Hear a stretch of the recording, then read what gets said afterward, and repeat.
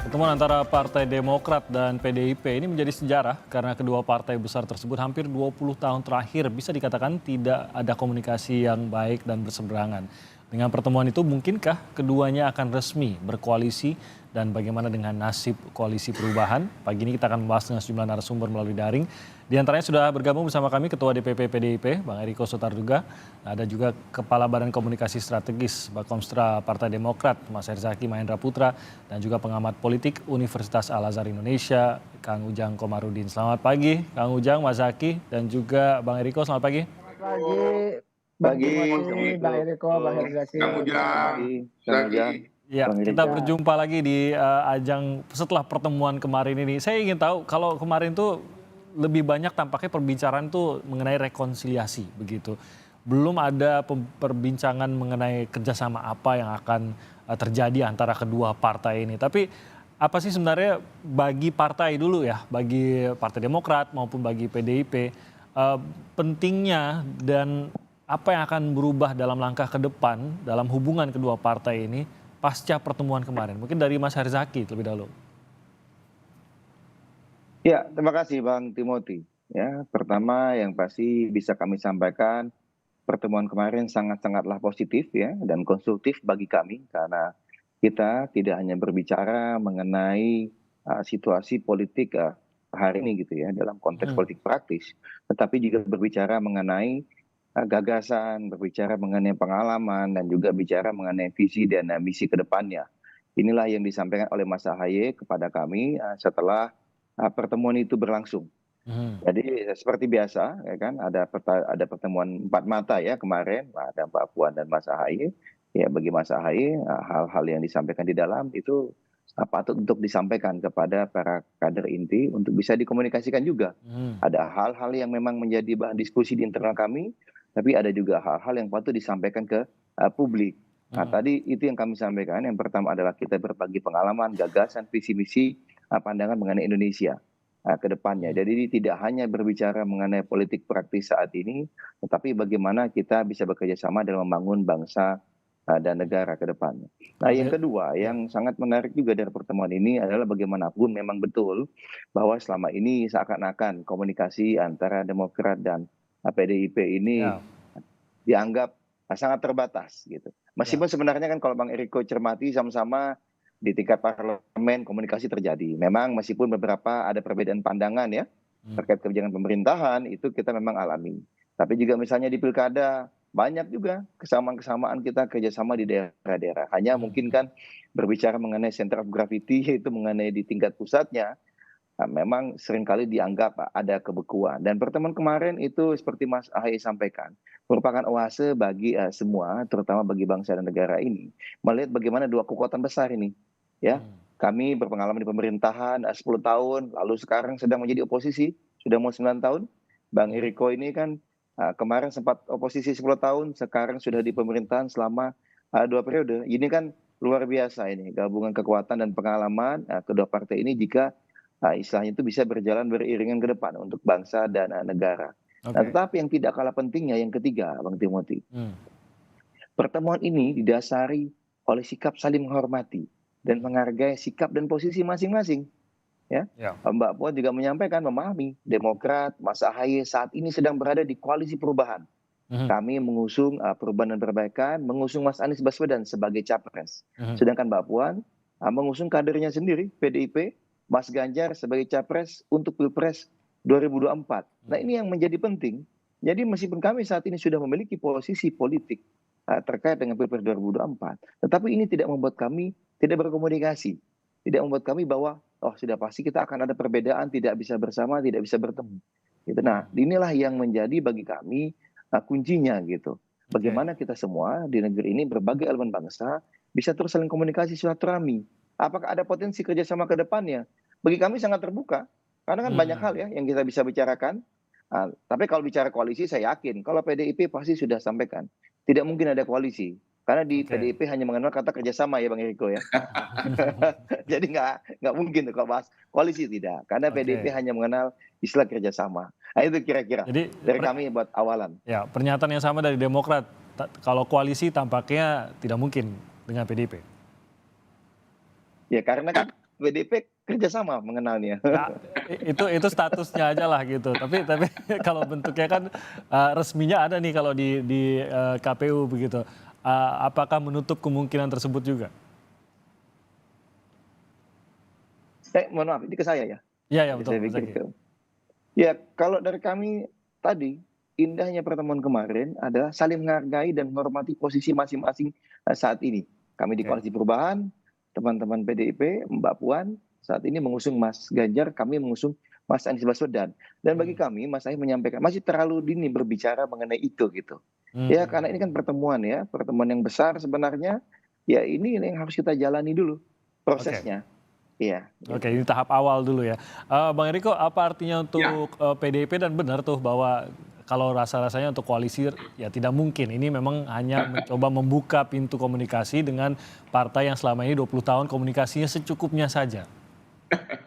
Iya, terima kasih Bung Timothy dan seluruh yang menyaksikan dimanapun Anda berada, Adinda saya Herzaki dan Kang Ujang. Adinda Herzaki, saya berterima kasih dari tadi menyampaikan ada 3 hal yang penting tadi. Ya memang kalau dilihat tadi terlihat kan nomor 14 itu 4 kurang 1 juga 3. Memang itu nomor PDI Perjuangan. Jadi ini bukan kebetulan Bung Timothy menurut saya ya. Tidak ada sesuatu yang kebetulan dan tidak ada yang terjadi begitu saja. Nah, coba Bung Timothy lihat kantor DPP kami itu jaraknya tidak ada 300 meter.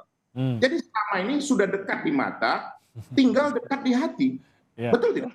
Nah, saya perlu luruskan apa yang disampaikan Bung Timothy tadi mengenai komunikasi yang seolah-olah agak jauh, renggang atau apa. Saya mau sampaikan di sini dan bisa dikonfirmasi langsung dengan Mas AHY dan Mas Ibas. Betapa beliau sangat cukup sering untuk datang ke Teguh Umar. Bahkan di hari-hari raya, hari Lebaran, beliau kakak berdua beradik itu datang dan saya kita ingat itu. Ada selfie-nya yang kita ingat soalnya rame. Iya, bersama-sama menikmati nasi goreng yang memang luar biasa yang disajikan oleh Ibu Mega. Nah, konteks tadi sebenarnya, kan banyak orang bertanya, Bung Timothy, maupun kita semua. Apakah kami berniat untuk membubarkan koalisi atau membuat menjadi perpecahan koalisi? Nah, sekali lagi, tidak ada yang ingin membubarkan atau merenggangkan koalisi. Tadi sudah disampaikan Adinda Herzaki, kami ini mempercayai namanya kerjasama, dan itu di tata pemerintahan Indonesia tidak ada yang namanya koalisi ataupun oposisi. Yang ada adalah memang kita yang namanya bermitra, bekerja sama. Nah, dalam hal ini kan Bung Timothy sudah mendengar sendiri bagaimana disampaikan oleh Mbak Puan. Dari 10 nama yang disampaikan oleh Ibu Mega, ketua umum kami, itu ada 6 nama yang disebutkan oleh Mbak Puan, dan salah satu nama itu adalah Mas AHY. Nah, sekarang apakah itu hanya basa-basi? Apakah itu hanya sekedar menyampaikan? Tidak, Bung Herzaki. Ini perlu saya sampaikan, Adinda Herzaki, bahwa 10 nama ini mempunyai kesempatan yang sama. Tetapi sekali lagi, di dalam dunia politik, ada yang namanya politik itu adalah the art of possibility. Tidak ada yang tidak mungkin di dunia politik. Yang tidak mungkin di dunia politik, Bung Timothy, hanya menghidupkan orang mati. Itu tidak mungkin. Nah, jadi sekarang begini, apakah sesudah ada yang sudah pasti? Coba tanyakan Adinda Herzaki. Apakah semua sudah pasti sebelum kita mendaftar di KPU? Betul kan Adinda Herzaki? Begitu juga. Semua ini masih mungkin. Tapi satu hal yang paling utama dalam kehidupan kita, mari, terlepas dari perbedaan apapun kita, mari kita tetap bersama-sama menjaga apa? Komunikasi, menjaga silaturahmi. Dan satu yang perlu saya ingatkan, Bung Timothy, bahwa Indonesia ini Bhinneka Tunggal Ika, biar berbeda-beda tetapi satu jua. Jadi sekali lagi, hubungan antara Mbak Puan dengan Mas AHY itu memang hangat. Dan kalau kita di DPR, Adinda Herzaki bisa menjadi menanyakan langsung kepada fraksi di DPR. Kita di DPR itu sangat hangat dan sangat dekat. Bahkan kalau dari segi sikap, kami ini kadang-kadang jauh lebih keras daripada Partai Demokrat. Nah, jadi hal ini sesuatu hal yang sangat menarik. Artinya generasi baru ini kan nanti terjadi proses regenerasi ini, Timothy. Bahwa generasi baru ini, katakanlah generasi X ini yang Mbak Puan, Mas AHY, ini memang nanti kan ini akan diketengahkan di ke depan ini. Jadi apapun itu menjalin komunikasi, dan ini tadi sudah dijawab oleh Adinda Herzaki, ini masih awal sekali bahwa kita bersama-sama menjalin hubungan yang baik, dan nanti terlepas pada akhirnya apakah bisa bersama-sama ataukah tidak bersama-sama, tidak ada masalah karena hidup itu pilihan. bahwa kita bisa memilih mana yang terbaik bagi kita. Tentu Partai Demokrat punya strategi sendiri untuk menaikkan elektabilitasnya. Nah, PDI Perjuangan sangat berkepentingan karena bagaimanapun kader kami sudah menjadi calon presiden. Tidak mungkin lagi kader kami langsung menjadi calon wakil presiden juga. Berarti kan kita harus bersama-sama dengan partai lain, dan itu juga yang diberikan masukan oleh Pak Jokowi. Mari kita menjalin sebanyak-banyaknya kerjasama dengan partai lain. Begitu juga dengan lawan, begitu juga dengan masyarakat yang nanti akan memilih calon kita, calon PDI Perjuangan dan calon kita bersama, Mas Ganjar Pranowo. Begitu, Bung Timothy. Oke, thank you Bang Eriko. Nah ini saya pengen tanya ke Mas Ujang juga. Tadi Bang Eriko sudah menggambarkan, sebenarnya kalau ada komunikasi, Mas Aki juga tadi menggambarkan di parlemen juga sebenarnya ada saja komunikasi antar kedua partai ini. Dan kita tahu betul bahwa politisi ini walaupun di hadapan, kalau ada isu tertentu bisa berseberangan, di media pun tampak sangat berseberangan, ya kalau di parlemen bertemu pasti akan akrab-akrab saja begitu. Termasuk juga politisi-politisi PDIP dengan politisi Partai Demokrat gitu, Kang Ujang. Nah, pertemuan juga sudah pernah terjadi kok dulu, memperlihatkan keakraban seperti tadi dikatakan Bang Eriko, pada saat Lebaran yang kita ingat sekali, pada saat AHY dan Ibas mendatangi rumah Ibu Mega begitu. Apa bedanya kalau begitu, Kang Ujang? Karena sebenarnya kan pertemuan kemarin juga diakui sebuah momentum baik oleh PDIP maupun Partai Demokrat. Tapi sebenarnya kalau dibilang oh ini pertemuan pertama dalam sekian puluh tahun, ya enggak juga gitu. Bahkan pertemuan antara keluarga pun adalah begitu, seperti yang terjadi pada saat Lebaran. Nah, tapi mengapa kemarin ini berbeda dan apa artinya? Karena kalau kita lihat kemarin ini seperti yang penting bukan hanya pertemuannya, tapi bagaimana ini didisplay kepada publik pertemuan tersebut begitu. Apa yang membedakan nih, Kang Ujang? Yang pertama tentu kita bersyukur ya pada Tuhan bahwa ya kita punya pembelajaran politik yang bagus bagi bangsa ini. Jadi pertemuan Mbak Puan dan Mas Ahaye itu ya bagi saya sendiri pribadi ya tentu bagi anak-anak bangsa yang lain menjadi momentum yang positif untuk melihat bahwa politik itu tidak harus berhadapan-hadapan, diametral, gitu. Tetapi juga bekerja sama dalam konteks tertentu, dalam isu tertentu. Nah, katakanlah tadi Bang Timothy mengatakan apa pembeda? Bedanya kalau saat ini kan sudah masuk tahun politik.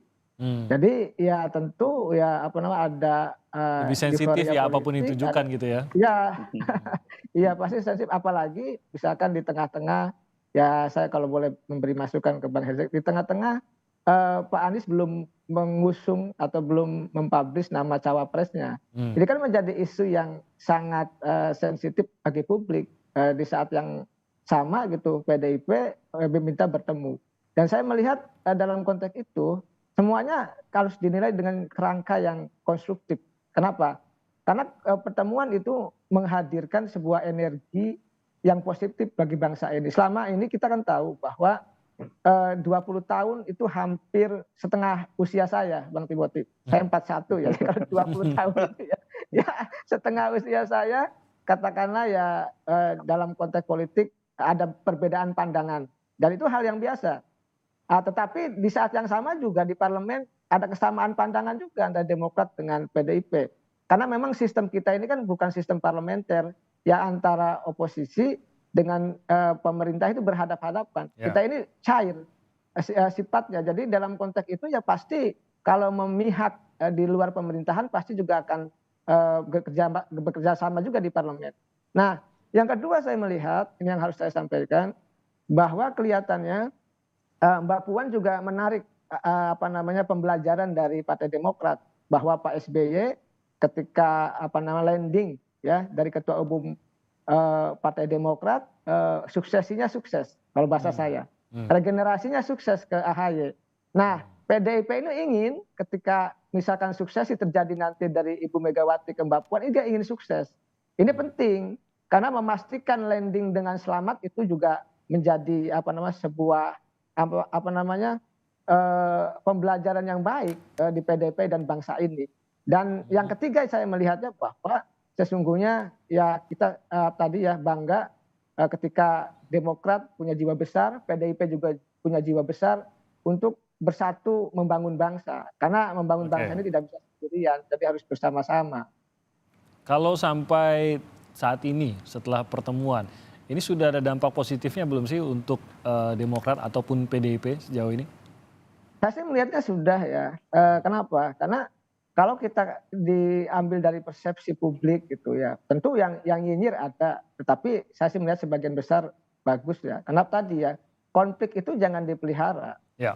perbedaan itu jangan direnggangkan, tapi untuk disatukan dan disinergikan. Nah, kesepahaman kedua parpol khususnya Mbak Puan dengan Mas Ahaye itu saya melihatnya adalah memiliki dimensi jangka panjang yang positif. Kan tidak bagus juga ribut terus, tidak bagus juga berkonflik Iya, terus. iya. Lalu membangun sebuah konstruksi kebersamaan ke depan itu menjadi sesuatu keniscayaan yang harus dibangun oleh kedua partai tersebut. Iya. Karena sejatinya bangsa ini akan bersatu ketika partai-partainya bersatu. Bangsa ini akan juga bersatu ketika elit-elit atau petinggi-petinggi partainya juga bersatu. Nah, masyarakat di bawah itu kan hanya ikut kepada elitnya. Karena apa? Karena kita mengikuti sistem patron klien. Masyarakat di bawah itu banyak mengikuti apa yang dilakukan oleh elit, mengikuti ucapannya, perilakunya, ya termasuk tindakan dari elit tersebut.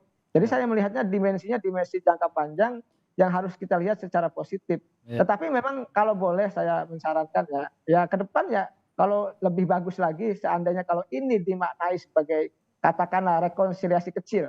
Kalau saya sebutnya rekonsiliasi kecil, maka luar biasa ketika misalkan ke depan bertemu juga antara Ibu Mega dengan Pak SBY. Itu sesuatu yang membanggakan bagi kami ya, anak-anak Indonesia begitu. Ya, rasanya ini langkah terdekat menuju ke sana, Kang Ujang. Jadi kita Ya lihat saja nanti ke mudah-mudahan depannya ya. kita dorong seperti itu agar bangsa ini Oke. memang bisa bersatu. Oke, kita akan lanjutkan lagi perbincangan ini. Kami jeda sebentar, tetap di Sapa Indonesia Pagi.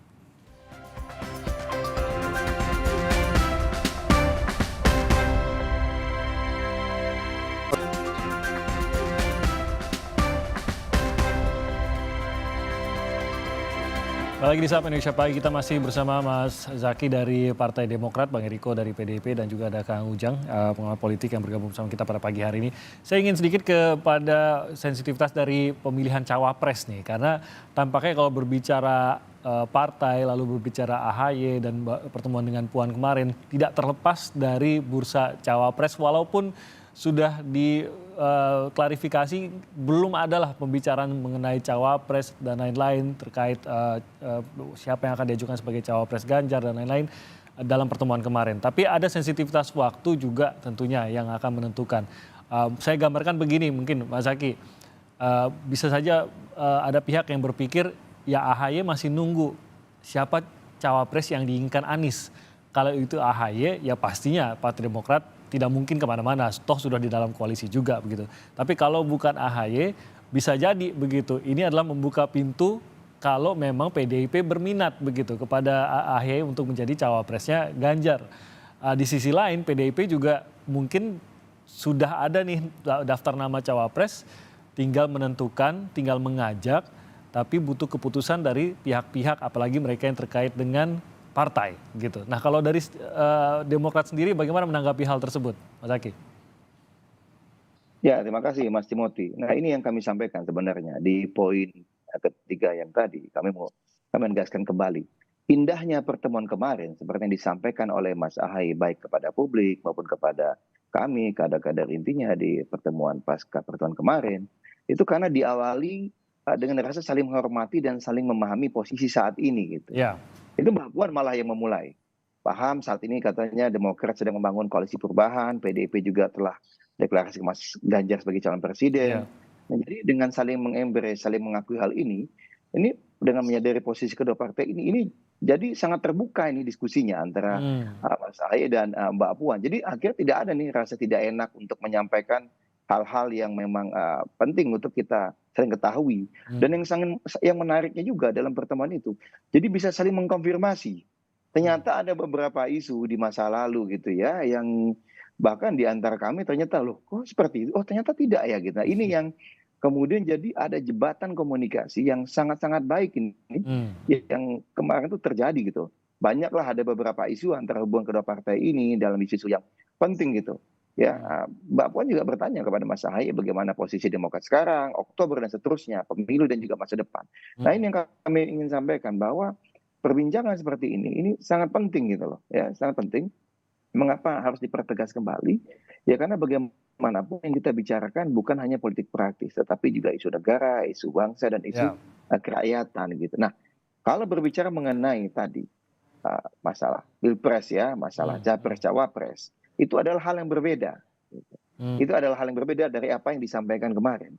Karena kami kemarin lebih banyak berbicara mengenai tadi politik kebangsaan, kenegaraan, dan kerakyatan. Yang kalau seperti pesan Pak SBY, semoga bisa membawa kebaikan dan keberkahan pertemuan ini gitu. Ya, ya. Jadi kalau masuk ke tataran praktis, ya ini kan akan ada perbincangan-perbincangan ke depannya. Jadi bukan Ya, wah ya. ini Mas Ahy menunggu siapa, apakah jadi cawapres Mas Anies atau tidak, lalu kemudian ada tawaran dari teman-teman PDIP atau tidak. Bukan, ini konteksnya bagi kami Oke. dua hal yang berbeda. Nah, ini Tapi saya yang gambarnya gini, Mas Zaky, tadi beberapa kata dari Anda juga bahwa kenyamanan perbincangan kemarin adalah karena memahami posisi saat ini. Ada kata kuncinya di situ saat ini. Yang kedua adalah bahwa ini membuka pintu antara dua partai untuk berbicara, untuk melihat bisa bekerja sama seperti apa ke depannya. Dan bahwa kondisinya masih sangat-sangat cair. Jadi mungkin sederhananya belum ada yang mutlak, begitu ya Mas Zaky ya, belum ada yang mutlak, semua melihat lagi apa yang bisa dikontribusikan begitu bagi negara melalui pemilu mendatang. Benar begitu Mas Zaky? Iya, karena kita berbicara mengenai kita ada perbedaan, tetapi kita juga ada kesamaan. Misalnya kita berbicara ini kesamaan, kita ingin pemilunya damai, demokratis, jujur, dan adil. Kita berbicara mengenai sama-sama ini, kalau kita lihat ya tegas nih, PDIP menolak 3 periode, presiden 3 periode, menolak penundaan pemilu, menolak perpanjangan masa jabatan. Ini kan hal yang sama, yang juga disuarakan oleh Demokrat. Nah, jadi di situ yang kita bisa sama-sama cermati, ternyata terkait dengan isu-isu kebangsaan, ada kesamaan-kesamaan pandangan. Nah, lagi-lagi terkait dengan masalah pilpres, ya tadi, kalau kami melihatnya adalah saat ini situasi yang berbeda. Jadi terkait dengan posisi capres-cawapres, terkait dengan masalah koalisi, ini sudah punya posisi masing-masing.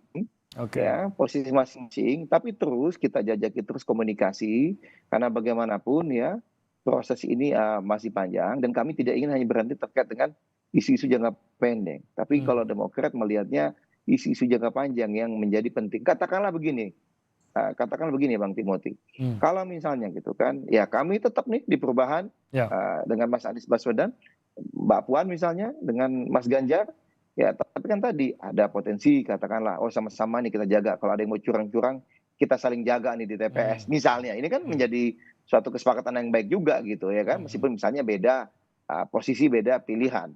Lalu misalnya, kalau misalnya katakanlah ada putaran kedua, dan juga misalnya katakanlah pasca putaran kedua pada saat pembentukan pemerintahan dan ke depannya. Jadi banyak hal gitu. Jadi janganlah dilihat disempitkan nih pertemuan ini hanya semata isu cawapres, karena bukan itu yang disampaikan Mas Ahy ke kami sebelum pertemuan ya, dan juga pasca pertemuan, sama sekali bukan itu yang menjadi inti dari pertemuan ini gitu loh. Bagi kami terlalu transaksional, terlalu kecil ya untuk berbicara mengenai ini gitu. Di dalam pertemuan yang baru pertama kali, yang bagi publik yang ditunggu-tunggu ya. Karena tadi yang mengagetkan, datanya adalah bahwa sangat banyak ya pandangan yang positif. Kenapa? Ya tadi saling menghormati, inilah Bhinneka Tunggal Ika. Nah ini yang penting ini ya. Beda tempat, beda pandangan, beda posisi, tapi saling memahami dan membuka komunikasi. Publik suka begitu ya kalau ada kedewasaan tersebut. Nah, benar. Bang Eriko, ya, kalau dari nama-nama yang sudah tadi dikeluarkan, apalagi yang dikeluarkan oleh Bu Mega, calon-calonnya, ini sebenarnya adakah yang diprioritaskan atau benar-benar ini masih sama semua ini? Lagi-lagi ini tampaknya kalau saya boleh menduga gitu ya, kenapa sampai keluar nama AHY, karena tidak menaruh posisi koalisi dan lain-lain. Pokoknya melihat personal mana yang cocok untuk mendampingi, yang punya keunggulan untuk bisa mendampingi sebagai cawapres. Tampaknya demikian, mungkin saya bisa salah. Sehingga dari koalisi lain pun bisa masuk dalam daftar tersebut gitu. Tapi adakah yang diprioritaskan, adakah yang lebih tampaknya skornya lebih tinggi dibandingkan yang lain, dan posisi AHY di mana? Kalau mungkin Bang Eriko tahu di situ. Ya, baik, Bung Timothy. Saya senang dengan kata-kata Bung Timothy tadi, saya menduga-duga. Kebetulan nama saya Riko Sotarduga, tapi saya tidak ingin mau menduga-duga, Bung Timothy, sama Adinda Herzaki. Saya harus terbuka menyampaikan di sini. Tadi saya sudah sampaikan, 10 nama itu adalah semua mempunyai kesempatan yang sama. Dan itu bukan bicara bermain-main, ini sungguh serius. Karena ini menyangkut masalah pemilu. Pilihan untuk memilih pemimpin yang memimpin Indonesia 5 tahun ke depan, bahkan sudah disampaikan Bapak Presiden Joko Widodo untuk menyongsong Indonesia Emas tahun 2045, kita membutuhkan waktu yang 13 tahun ke depan ini yang sangat-sangat penting. Ini tidak main-main. Nah, ini mau memilih pemimpin yang akan nanti, ya katakan 5 tahun, bisa menjadi 10 tahun. Nah, kalau hal ini kita lakukan dengan katakan seperti waktu-waktu yang lalu, dengan situasi yang tidak kondusif, yang tidak katakan kompetisi boleh, bergesekan ya harus, karena kita mau memilih pemimpin yang baik, kita rakyat Indonesia akan menentukan pilihan. Nah, proses menuju ke sana itu bukan sesuatu hal yang mudah. Nah, ini prosesnya. Coba lihat di 2019, bagaimana keputusan itu dilakukan 1,5 jam sebelum batas waktunya, dan itu disepakati oleh partai-partai, oleh Ibu Mega, dan pada waktu itu calon presidennya Bapak Jokowi. Begitu juga saat ini, Bung Timothy. Ini proses, menurut saya ini ya, yang saya ketahui. 1-2 bulan ke depan ini satu hal yang sangat menarik. Kan sudah ada calon-calon yang berkembang, ini yang disampaikan juga oleh Kompas TV dan media-media lain. Nah, nanti ini tentu akan disinergikan. Kalau bahasa Jawa digatuk-gatukan, nanti akan dipasang-pasangkan. Nah, nanti terlihat di sini siapa yang lebih baik. Begitu juga nanti partai-partai ini, termasuk partainya Bung Herzaki, Adinda Herzaki, juga nanti akan mengalami konsolidasi. Kan tidak mungkin juga menunggu terlalu lama, betul, Adinda Herzaki? Tidak bisa. Karena kenapa? Waktu untuk mensosialisasikan sudah dekat.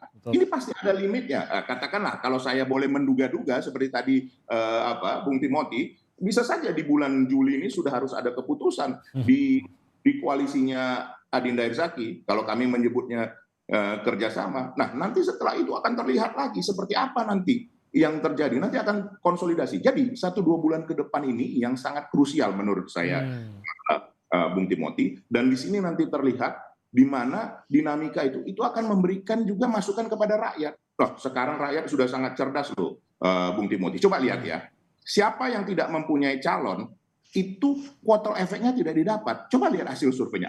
Sekali lagi, kita berandai-andai, kita meyakini hasil survei, kan begitu ya.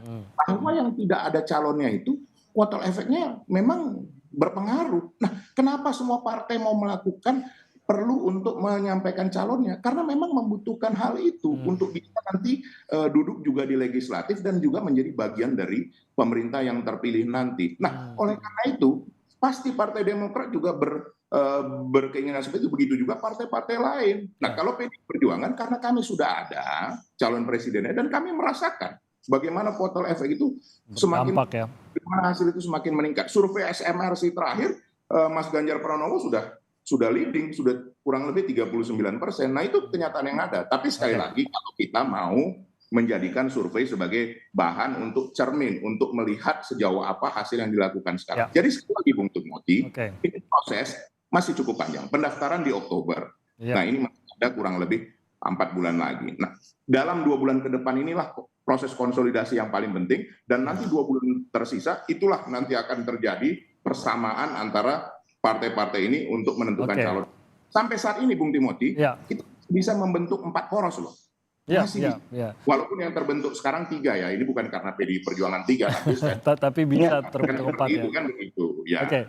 Oke, belum lagi kalau ada yang curi start, itu lebih memacu mesin-mesin politik yang lain juga tentunya. Nah, dengan sistem, Bung Timothy, dengan sistem sekarang yang sudah diputuskan MK, dan kami menyambut baik dan menghargai, mengapresiasi apapun keputusan itu ini sungguh menarik. Persaingan akan semakin menghangat, di mana dengan sistem terbuka ini semua mempunyai kesempatan yang sama, begitu Bung Timothy. Betul. Dan tadi menarik Kang Ujang apa yang diungkapkan Bang Eriko, bahwa semua pasti ingin mendapatkan kotel efek dari calon yang mereka ajukan, sehingga lebih cepat tampaknya ini juga bisa memberikan dampak lebih luas dan lebih long lasting menuju ke pemilu di Februari 2024 gitu. Nah, jadi ada sensitivitas waktu lagi nih Kang Ujang di sini. Selain sensitivitas waktu antar koalisi dengan pengumuman siapa cawapresnya dan lain-lain. Jadi banyak hari lepas hari ini partai saling lirik-lirikan juga nih. Siapa yang lebih cepat, siapa yang sudah dikunci oleh koalisi dan lain-lain gitu, Kang Ujang. Benarkah 1-2 bulan ke depan ini sangat-sangat menjadi kunci dan Anda sendiri melihat pada saat terbukanya pembicaraan antara PDIP dengan Partai Demokrat kan jelas koalisinya di mana, sehingga rasa-rasanya tidak mungkin bekerja sama begitu untuk mengajukan capres maupun cawapres. Tapi apakah Anda melihat memang pintu itu benar-benar tertutupkah, atau seperti kata Bang Eriko tadi, semua calon yang diajukan 10-10-nya mempunyai kans yang sama? Ya, saya melihatnya begini, di politik memang tidak ada yang tidak mungkin. Tetapi dalam konteks konstruksi politik hari ini, ketika misalkan Partai Demokrat sudah menandatangani kesepahaman ya, piagam kesepakatan koalisi perubahan untuk persatuan, di situ kan ingin dijaga komitmen itu. Ya. Pasti akan dijaga, Bang Herzaki, Pak AHY gitu ya, Demokrat akan menjaga komitmen itu. Tapi di saat yang sama itu kan harus juga berkomunikasi dan bersilaturahmi tadi dengan PDIP atau dengan Mbak Puan. Kalau menurut saya langkah yang bagus saja, langkah yang positif saja itu dilakukan. Karena begini, kalau misalkan Demokrat itu loncat itu juga bermasalah. Itu juga akan dicap oleh publik ya tidak bagus. Yeah. Sekarang Demokrat sedang bagus-bagusnya begitu. Maka menjaga konsistensi dukungan itu menjadi penting. Nah tadi saya sepakat juga dalam kadar tertentu kepada Bang Eriko bahwa tidak ada yang tidak mungkin iya. Tapi melihat konstruksi hari ini kelihatannya ya Demokrat tetap akan di koalisi perubahan dan dengan skemanya sendiri dan PDIP juga dengan skemanya sendiri. Tetapi tadi ya 10 nama, di satu nama ada nama Pak AHY juga ya selalu mungkin untuk bisa menjadi cawapres. Tapi saya melihat kemungkinannya itu atau probabilitasnya itu kecil. Saya melihat ini pertaruhan bagi Partai Demokrat untuk menjaga konsistensi. Karena begitu balik badan, begitu balik arah misalkan gitu ya, saya tidak tahu. Nah, itulah akan membuat citra Demokrat juga tidak bagus. Merugikan ya bagi Demokrat. Ya hari ini elektabilitas Demokrat sedang naik-naiknya, sedang bagus-bagusnya dan itu harus dijaga. Dan saya melihat ucapannya Pak Sudirman Said ya, ketika Bang Herzaki katakanlah yang meminta, saya tanda petik ya, mohon maaf, mohon dikoreksi gitu, mengevaluasi ya terkait dengan katakanlah koalisi perubahan, nah saya kayak mengatakan seperti itu. Maka Pak Sudirman Said mengatakan kemungkinan besar katanya nanti cawapres Pak Anies adalah yang ada kakinya di koalisi. Nah itu kalau yang ada kakinya di koalisi kemungkinan kan dua. Kalau tidak Pak AHY ya Pak Aher. Ya berarti kemungkinan besarnya lagi ya Pak AHY. Nah saya melihat konstruksi yang sudah dibangun oleh Demokrat adalah partai non pemerintah. Ya. Ketika dia ada di situ maka saya melihat kemungkinan suaranya naik itu akan lebih tinggi. Tetapi kalau misalkan berbalik arah, lalu misalkan katakanlah, tadi kalau kata Bang Eriko, semua serba mungkin, katakanlah ya seandainya bisa menjadi cawapresnya Pak Ganjar pun, ini menjadi persoalan sendiri bagi Partai Demokrat, karena dianggap, mohon maaf ya, akan negatif di mata publik. Ya itu harus dijaga, seperti itu. Oke, kita akan lihat bagaimana keputusan kedepannya. Yang pasti saya yakin semua menyambut baik apa yang diperlihatkan, sebuah komunikasi yang terbuka dibangun, keakraban antar koalisi antar partai yang tidak berkoalisi, bahkan selama ini walaupun tadi dibantah sebenarnya kita nggak seberang-seberangan amat, kita nggak ada antar komunikasi itu nggak pernah putus, tapi mungkin banyak publik yang menangkap demikian dan kemarin digambarkan bahwa apapun perbedaannya sebenarnya ya ini kita melangkah bersama-sama menuju pemilu yang damai dan itu disepakati oleh koalisi manapun. Saya yakin kita menuju ke pemilu yang damai. Kita sambut baik dan kita akan bertemu lagi dalam kesempatan lain. Bang Zaki terima kasih, Bang Riko dan juga Kang Ujang terima kasih banyak atas waktunya bersama kami pagi hari ini. Salam sehat, selamat pagi semuanya.